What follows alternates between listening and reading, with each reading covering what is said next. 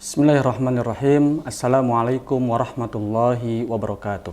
Waalaikumsalam. Alhamdulillahi rabbil alamin. Wabihi nasta'inu ala umuri dunya waddin. Wassalatu wassalamu ala asrafil anbiya wal mursalin. Wa ala alihi wa sahbihi ajmain. Allahumma ftah lana futuhal arifina bihikmatika. Wansur alaina rahmataka. Wa zakirna ma nasina ya dzal jalali wal ikram.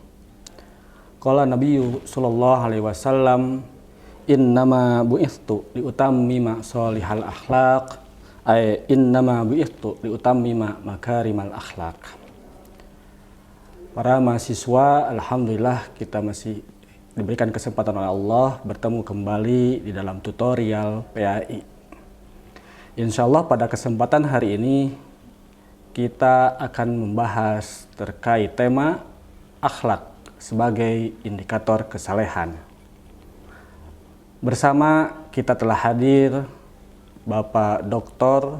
Edi Suresman MPD. Beliau merupakan salah satu dosen senior pendidikan agama Islam, juga sebagai Kepala Islamic Tutorial Center Universitas Pendidikan Indonesia. Alhamdulillah, di tengah-tengah kita sudah hadir beliau. Assalamualaikum Bapak, saya sapa dulu. Waalaikumsalam. Semoga Bapak sehat-sehat selalu. Amin ya Allah. Diberikan berkah dan kekuatan oleh Allah Subhanahu wa taala. Amin ya mujibas sa'ilin. Para mahasiswa yang berbahagia, kita melihat fenomena di masyarakat sekarang ini banyak sekali fenomena atau problematika yang terjadi.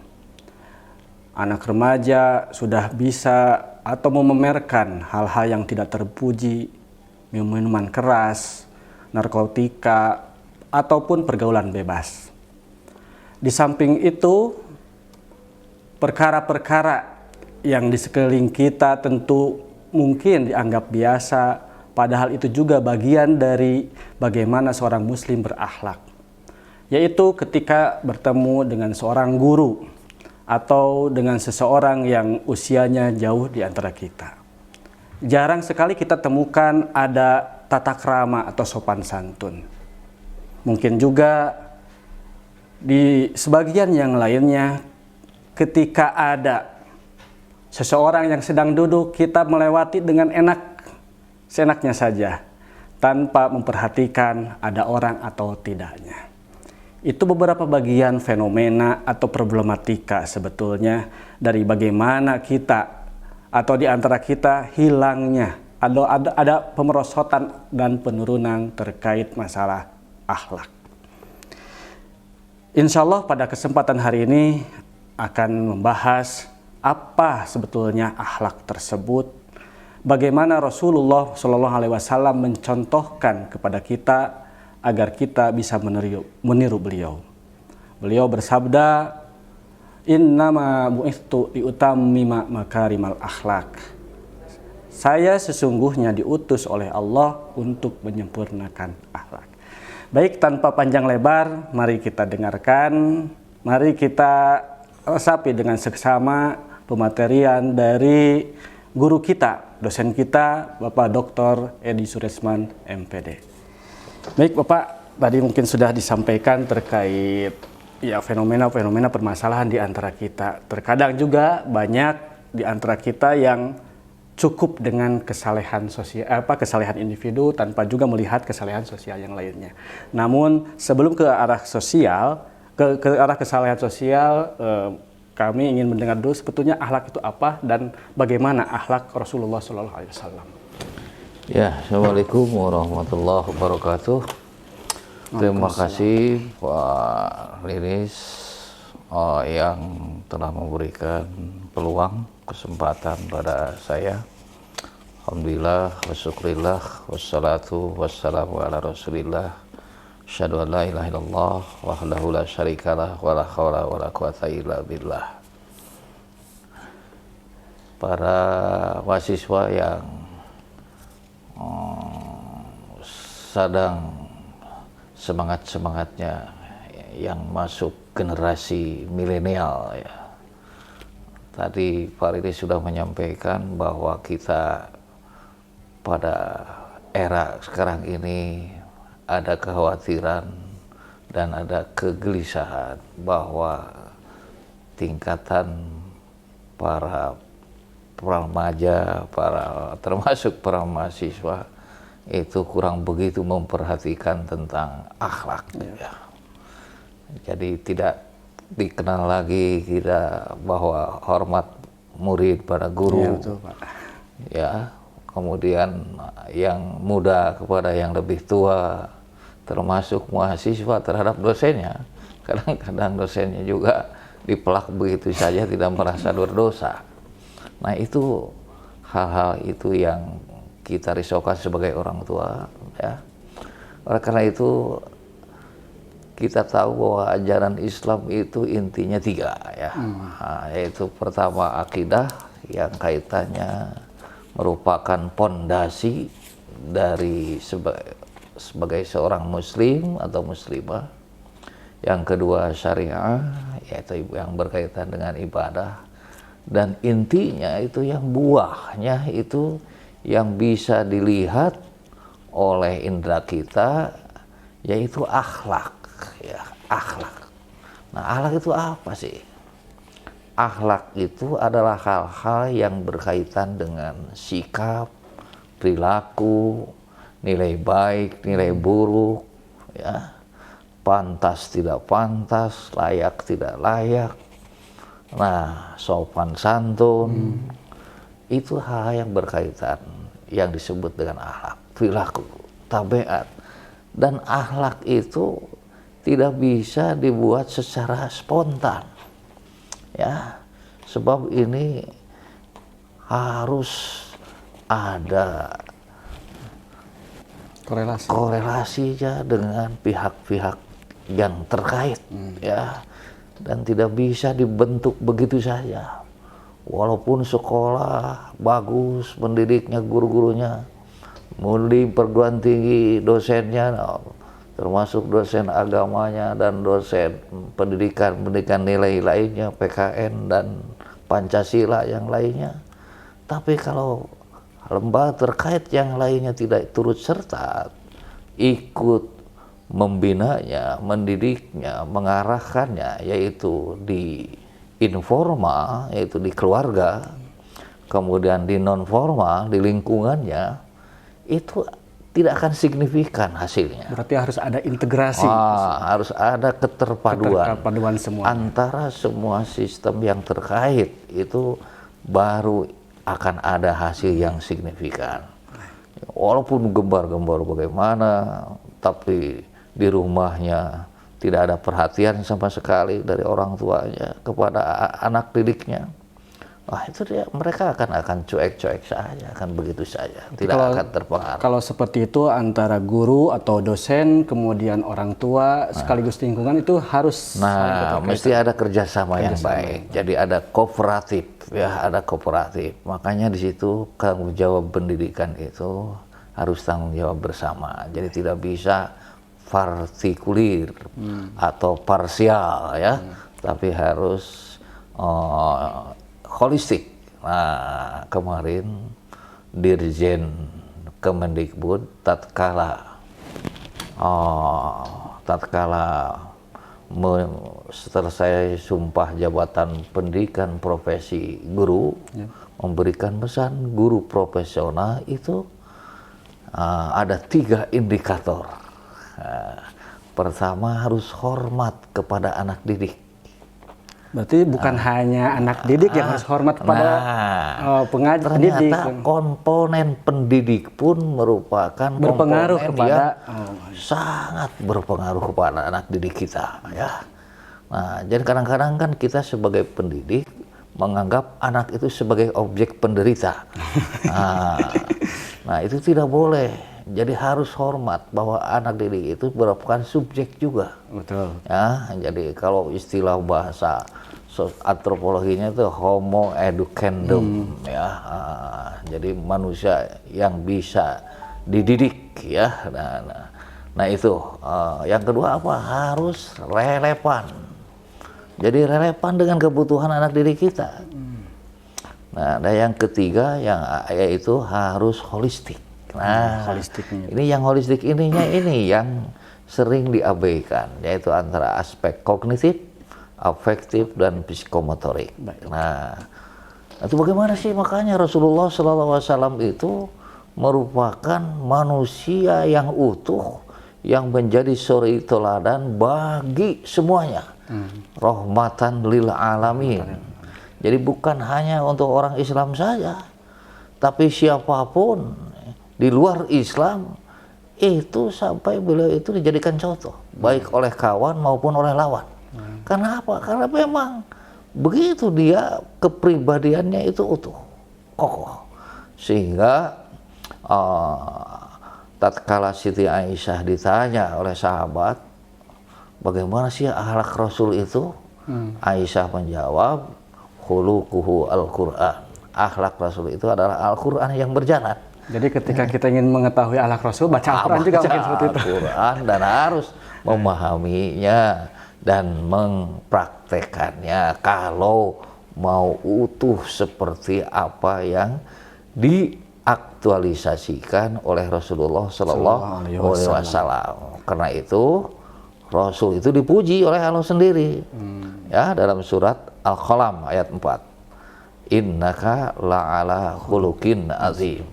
Sungguh engkau Muhammad memiliki akhlak yang agung, yang terpuji. Itu Allah sendiri.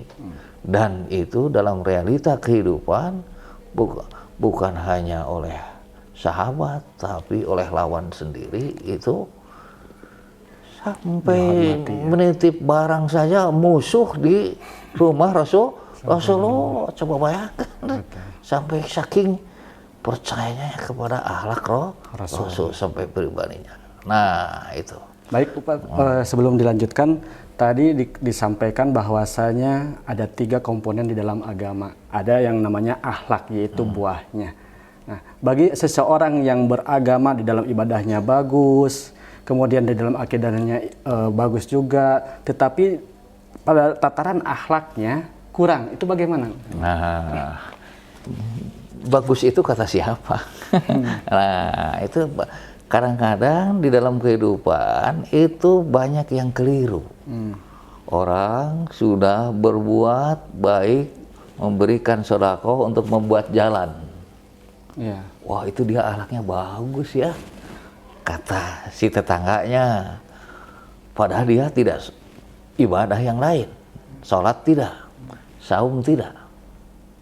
Kemudian kemusyrikan untuk mencari kekayaan datang ke Nyi Roro Kidul. Nah, udah baik tapi dengan tetangganya.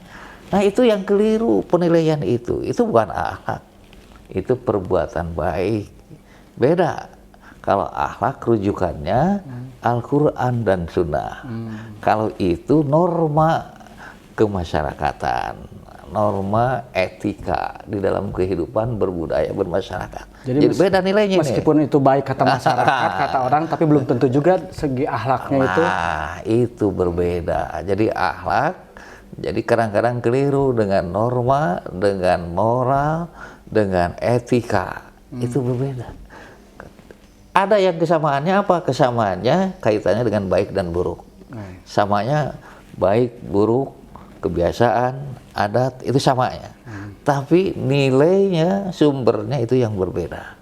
Nah, jadi kalau tadi kata manusia kan, bagus itu dia nyumbang untuk jalan. Nah, tapi dia nyumbang untuk jalannya bukan karena Allah, tapi karena ingin dipuji oleh tetangganya. Belum dikatakan akhlak yang baik.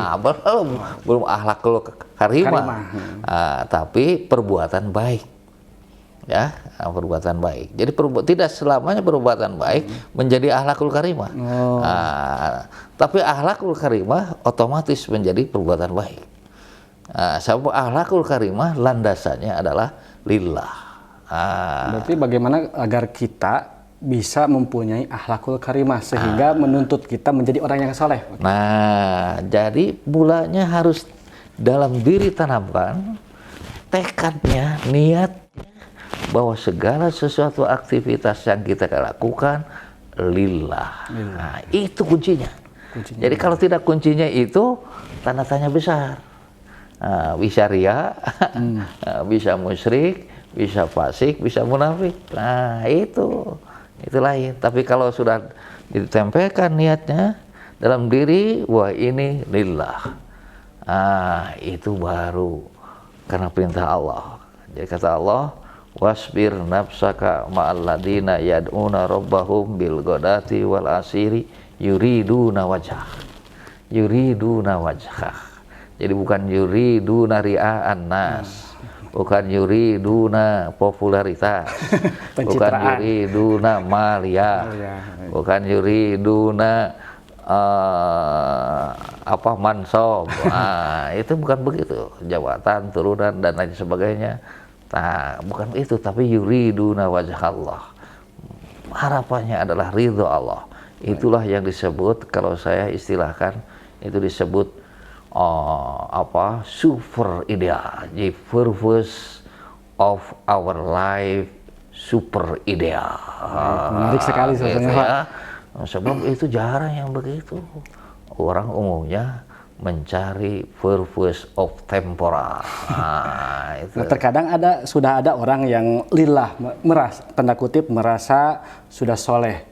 Namun kesalehan tersebut belum bisa juga ditularkan menjadi kesalehan sosial, dalam arti hanya sebatas kesalehan individu.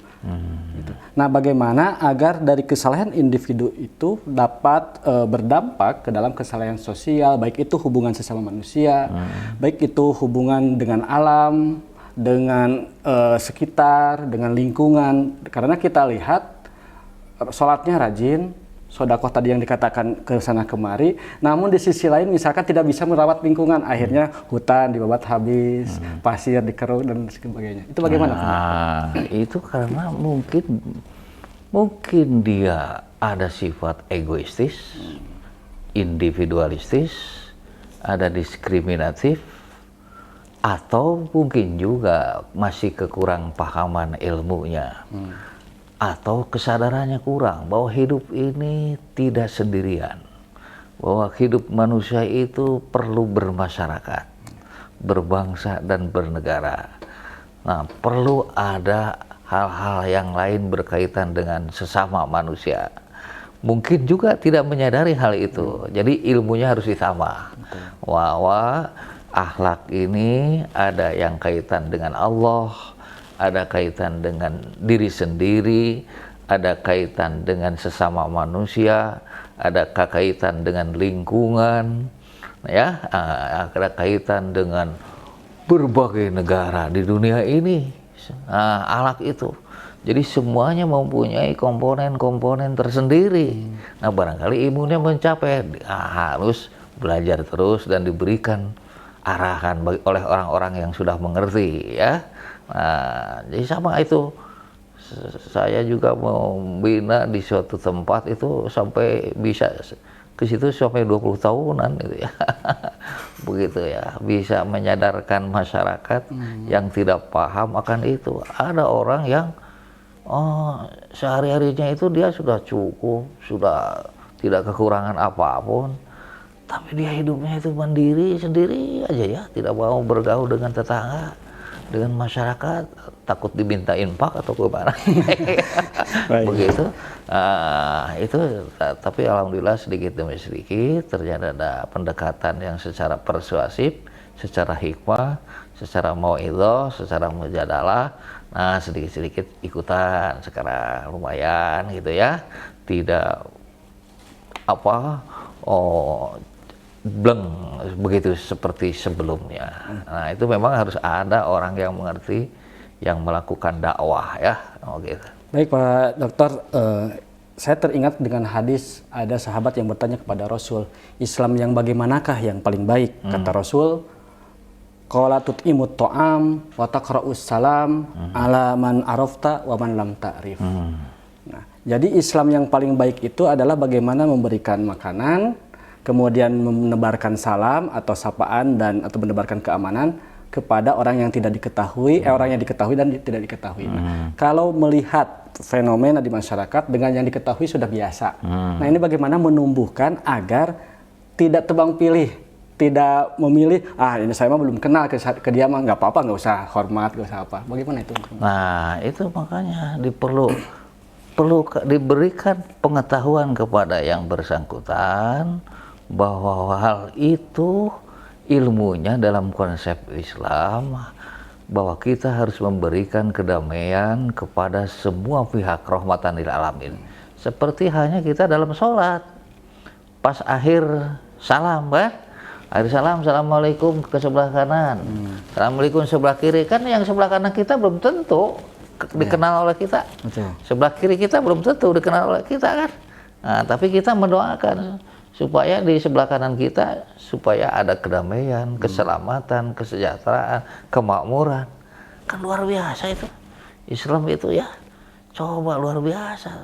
Mana jarang Sebetulnya dalam ibadah juga sudah ada simbol-simbol nah, gitu ya. itu sudah simbol konsepnya, karena mungkin tidak memahaminya ya. Oleh karena itu wajib kita ini dakwah ya terus-terusan, jadi tidak boleh hanya diberikan kepada orang-orang tertentu saja ya. Jadi yang awam harus dididik sedikit-sedikit ya, tambah sedikit-sedikit, dan insya Allah itu mereka sedikit demi sedikit itu akan paham, akan ngerti itu. Mungkin malu-malu ya, mau ketemu dengan orang yang tidak dikenal gitu ya, Ya, tiba-tiba senyum gitu ya. kadang ada pertanyaan di belakang, emang kenal? Gitu. Jadi sehingga Nah itu jadi jangan nanti kalau bertanya dia yang bersangkutan, nah kita jelaskan. Nah gini ya, bahwa dalam konsep Islam itu kita disunahkan untuk memberikan salam kepada yang kenal maupun yang tidak kenal. Kalau tahu bahwa yang tidak dikenal itu adalah mereka orang Islam, gitu tuh. Tapi kalau dia tahu misalnya orang itu yang non Islam, jangan, kita tidak boleh mengatakan salam kepada Yahudi, kepada Nasrani. Nah, terkait sapaan barusan, apakah harus dengan salam assalamualaikum atau misalkan mengikuti budaya kita di Sunda, misalkan punten, kalau di Jawa misalkan permisi gimana? Oh, kita sudah jelas melihat bahwa itu adalah sebagai muslim muslimat, assalamualaikum. Nah, kemarin idah laki tahu pasallim alaihi. Nah, memang salim di situ tidak fakul assalamualaikum ya. Tapi pasallim alaihi itu berikan rasa kedamaian, Kenyamanan. rasa kenyamanan, rasa ketenangan, keselamatan, kesejahteraan kepada orang yang Anda ketahui itu, yang Anda temui itu. Kan luar biasa itu. Nah, memang tidak secara terlek assalamualaikum, hanya assalamualaikum itu salah satu saja, salah satu yang diungkapkan secara lahir itu. Baik, mungkin terakhir sebetulnya seseorang yang beragama itu tidak cukup ya dengan kesalehan pribadi tadi, individual tadi, tapi bagaimana bisa menebarkan kepada kesalehan sosial.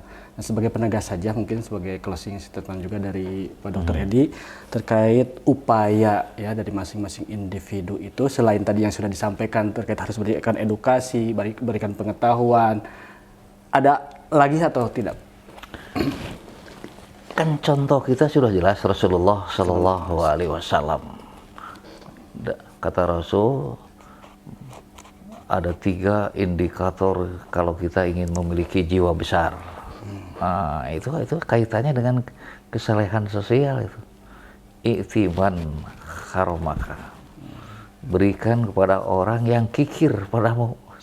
Coba, itu kan kesalahan sosial itu. Iya, betul. Jadi orang yang kikir jangan dibalas kikir. Iya, nanti malah tambah kikir. Itu kan jadi berikan oleh kita, ya. Nah, itu kan jadi kesalahan sosial. Iya. Nah itu, wa'fi wandalamaka, maafkan orang yang mendolimi padamu. Coba, luar biasa itu. Susah itu. Nah, itu kan kesalahan sosial. Jadi tidak egois, tidak wah kalau begitu saya dendam saja ini, saya pukul dia karena dia sudah pukul 1 kali jadi pukul 7 kali gitu ya. Nah, itu mah bukan akhlak Rasulullah.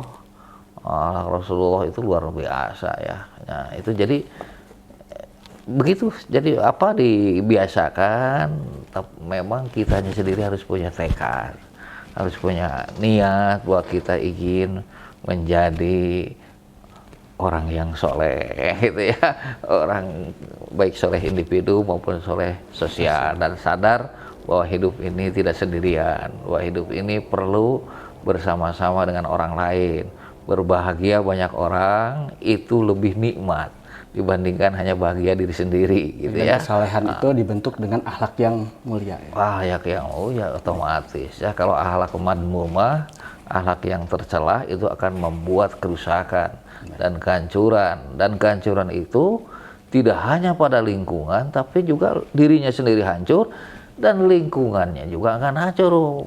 Walaupun lingkungan itu sebagian ada yang baik ikut hancur juga. Oleh karena itu yang sudah baik itu jangan merasa dirinya sendiri sudah baik, diam diri. Nah itu tidak boleh, maka harus memperhatikan teman-teman kita yang masih belum baik, yang belum soleh, diajak untuk soleh bersama-sama. Menarik sekali sebetulnya Pak Dr. Edi. Hanya saja mungkin waktu Terima kasih. membatasi kita.